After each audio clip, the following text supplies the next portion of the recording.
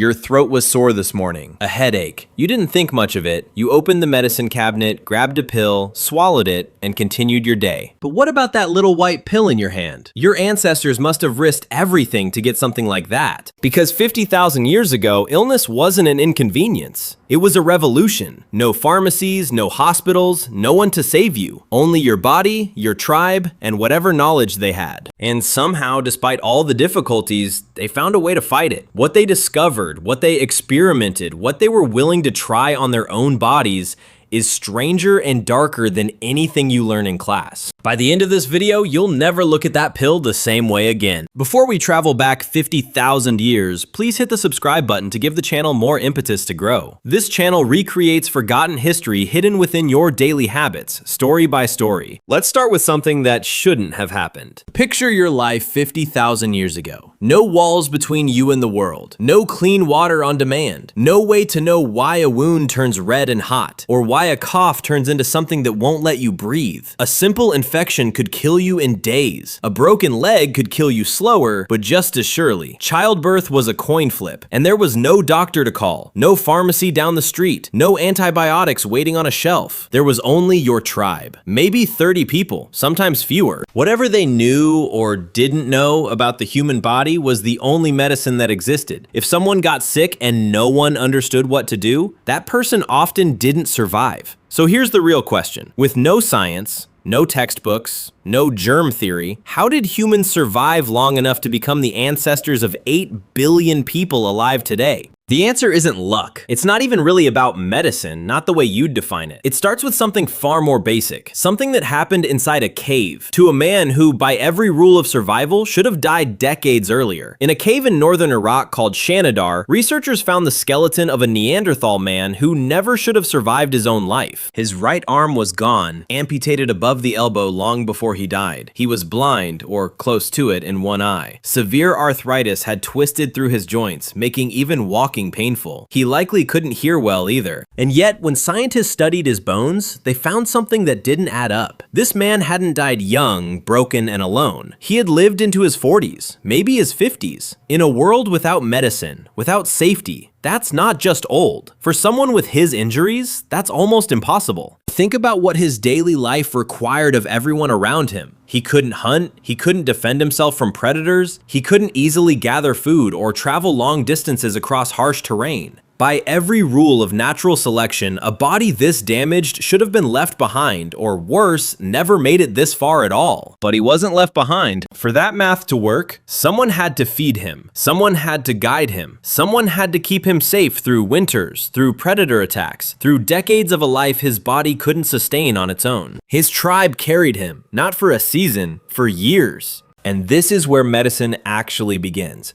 Not in a laboratory, not with a diagnosis or a prescription. It begins the moment a group of people looks at someone who can no longer contribute, who can no longer keep up, and decides to keep them alive anyway. There's a phrase you've probably heard 100 times: survival of the fittest. It's usually pictured as the strongest, fastest individual clawing their way to survival alone. But the man from Shanidar Cave tells a different story. He wasn't the fittest individual. He was, by any physical measure, one of the weakest in his group. What made his survival possible wasn't his own strength. It was the strength of the group willing to carry him. That, more than any pill or procedure, is the oldest medicine humans ever practiced. And it's still running through your body today, in every instinct you have to help someone who's struggling, even when there's nothing in it for you. Care alone wasn't enough. Somewhere along the way, your ancestors discovered something else. The world around them was full of medicine, if you knew where to look and were willing to test it, sometimes at great personal risk. In 1991, hikers in the Alps stumbled onto a body preserved in ice for 5,300 years. Scientists called him Ötzi. He'd been killed, likely murdered, and frozen almost perfectly, along with everything he was carrying that day. Among his belongings was something researchers almost overlooked. 2 small pieces of birch polypore, a tough, leathery fungus that grows on dying birch trees. It has no nutritional value, it doesn't taste good, it isn't something you'd carry by accident. But birch polypore has properties modern science has confirmed. It's antibacterial and it can act against certain intestinal parasites. When researchers examined Ötzi's remains, they found evidence he was infected with exactly the kind of parasite this fungus is known to fight. He wasn't carrying it for good luck. He was carrying it because somehow he knew it might help him survive. But Ötzi wasn't the first to figure this out, and he wasn't even close. At a site in Spain called El Cedrón, scientists studying Neanderthal remains dated to roughly 50,000 years old examined the hardened plaque still clinging to their teeth. Trapped inside that ancient plaque were traces of plants with 0 nutritional value. Yarrow, groundsel, plants that wouldn't have filled a stomach or satisfied hunger. What they do have is medicinal properties, still recognized and used in some traditional remedies today. Which means Neanderthals, a species we spent decades picturing as little more than brutish and simple, were deliberately consuming plants for reasons that had nothing to do with food. That single discovery pushed the timeline of humans using medicinal plants back by tens of thousands of years, and it forced scientists to rethink what these earlier humans actually understood about their own bodies. Here's where it gets personal, in a way you might not expect. Somewhere in that same span of history, humans discovered that chewing on the bark of a willow tree could ease pain and bring down a fever. This wasn't a one-time accident. Egyptian medical texts dating back roughly 3,500 years describe willow bark as a remedy for pain and inflammation. Generation after generation kept using it, kept passing it down, long before anyone understood why it worked.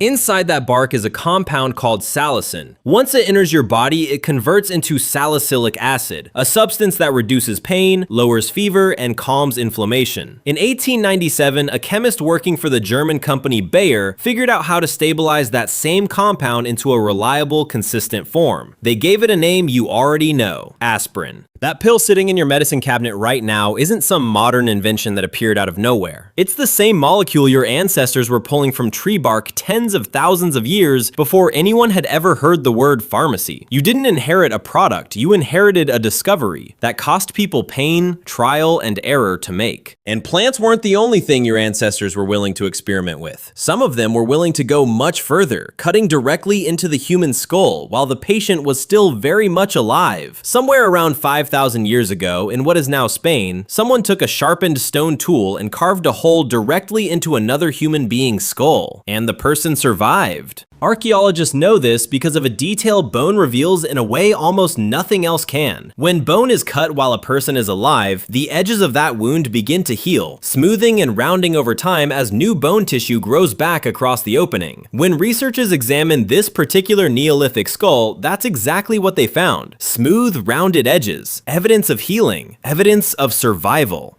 This practice is called trepanation, and it is, as far as scientists can tell, the oldest form of surgery ever performed by humans. Here's what makes it even harder to process. This wasn't an isolated, one-off event from a single desperate group. Trepan skulls have been found on nearly every continent where ancient humans lived. Peru, France, Russia, China, across parts of Africa. Different cultures separated by oceans and thousands of years all arrived at some version of the same idea. Cutting into the skull could, in certain cases, save a life. Why would anyone attempt this? Researchers believe the reasons likely varied. Severe, unrelenting headaches, seizures, traumatic head injuries from falls or violence that cause dangerous swelling inside the skull. In some cases, symptoms we might now associate with serious mental illness. Without any understanding of brain anatomy as we know it today, someone, somewhere, apparently arrived at the idea that relieving pressure inside the head could ease suffering, and in some cases, it seems to have worked. And this wasn't reckless guesswork performed once and abandoned. Based on the healing patterns found in skulls around the world, researchers estimate survival rates for trepanation range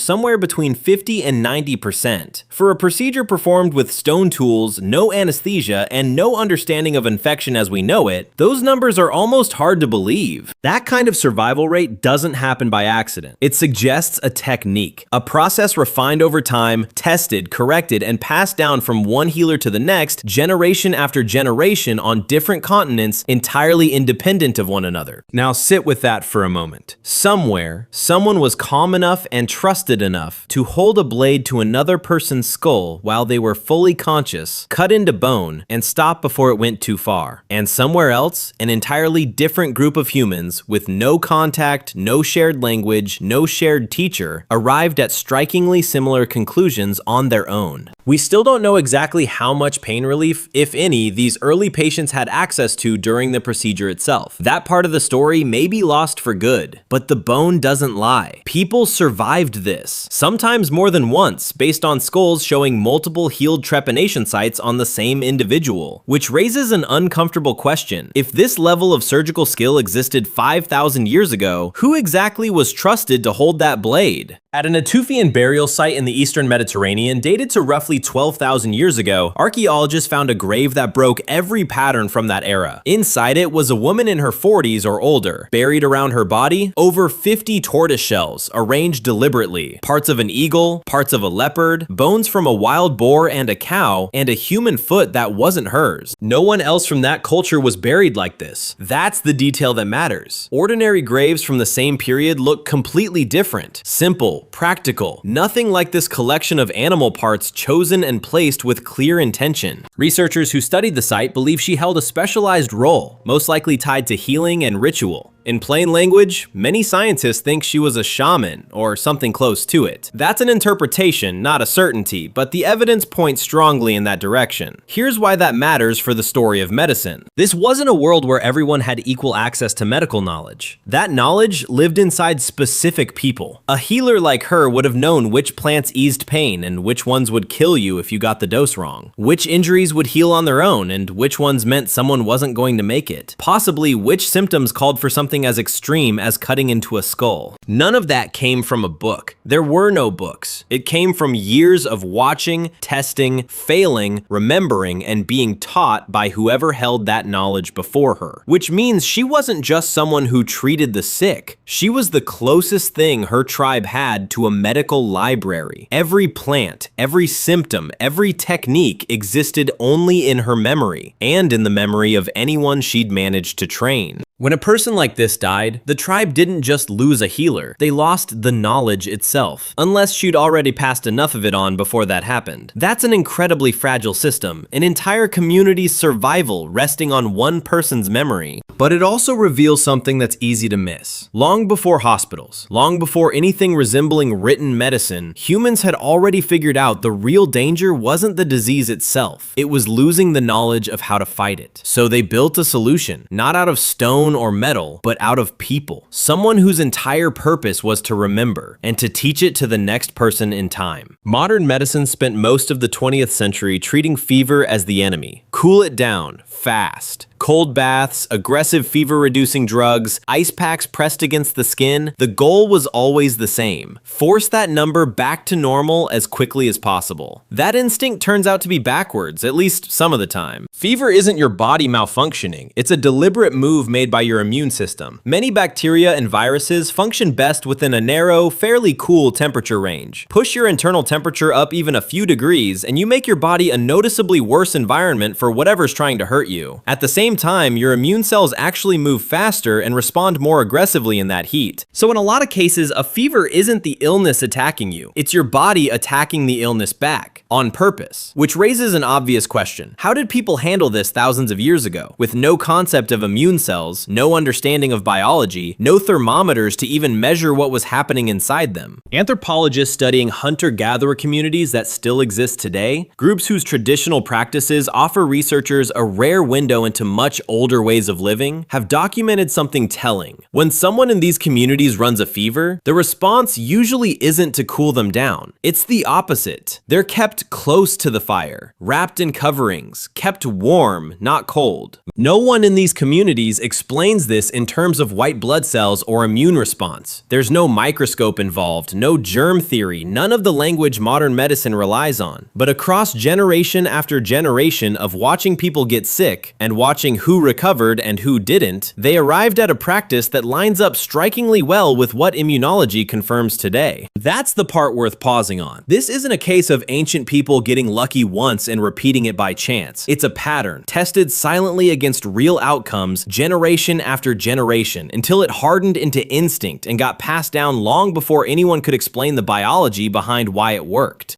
To be clear, this evidence comes from studying communities living today, not from artifacts buried 50,000 years ago. But it offers a reasonable window into instincts that likely stretch back much further than we can directly prove. And the underlying logic holds up either way. The body was often doing the right thing, long before anyone understood the reason. That same instinct is still running quietly inside you right now.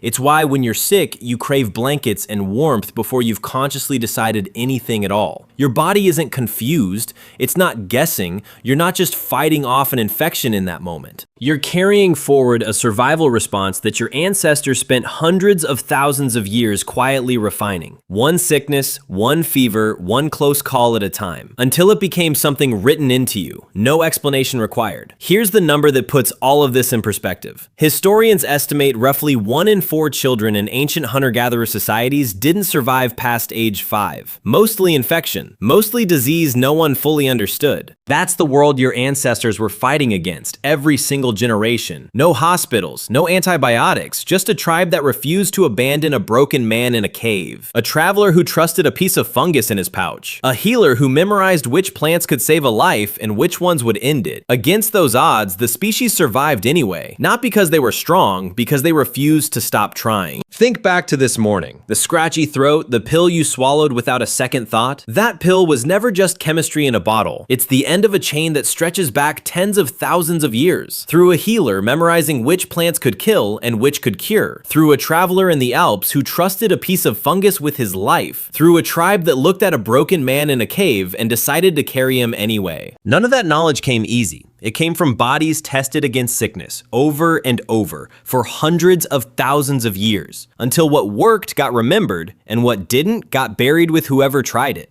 We didn't invent medicine in a lab. We inherited it, one survival at a time, from people who had no textbooks, no science, nothing but observation and the refusal to give up on each other. So the next time you reach into that cabinet, you're not just taking a pill. You're holding the ending of a story that started with a man who should have died decades earlier and never did. If this changed how you see something you do every day, subscribe. There's a lot more history hiding in your habits.